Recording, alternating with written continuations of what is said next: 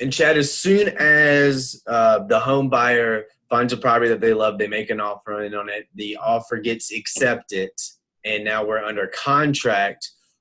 Why is it important that we get that contract to you, and how are you helping the buyer from there? Yeah, that's great.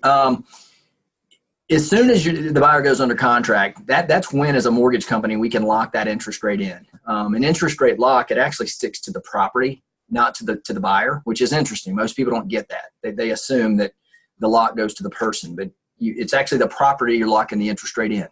Now, one thing about rates that I wish everybody knew this: as soon as you go under contract, lock your interest rate in. A lot of mortgage companies will tell you, hey, I think the market's going to do this. I think it's going to do that. The reality is nobody knows. And if they do know, they're not a mortgage loan officer. They're working in a big building somewhere making billions of dollars, and they're brilliant. And so if you're just dealing with a loan officer, which you will be, lock your rate in. And here's the reason why.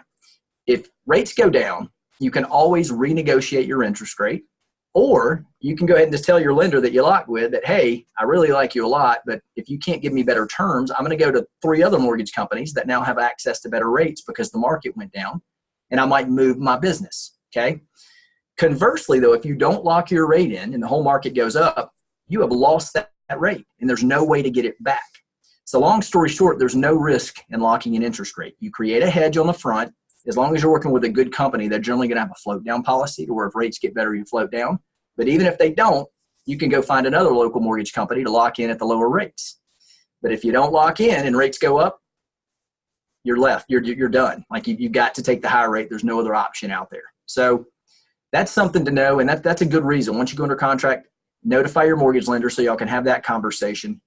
There's a lot of other things that the mortgage lender will want to do as well. They'll want to get updated documents. So when they did your initial pre-approval, they probably requested pay stubs and bank statements. Those generally expire after about 30 days. So they're probably going to need updated pay stubs, updated bank statements. In addition, you're going to have a conversation about ordering your appraisal on the property that you're buying. You may want to go ahead and order it immediately, or you may want to wait until after your inspection's complete, depending on what you think the results of that inspection will look like. But that's just dialogue that needs to happen. So contact your mortgage lender as soon as you go under contract.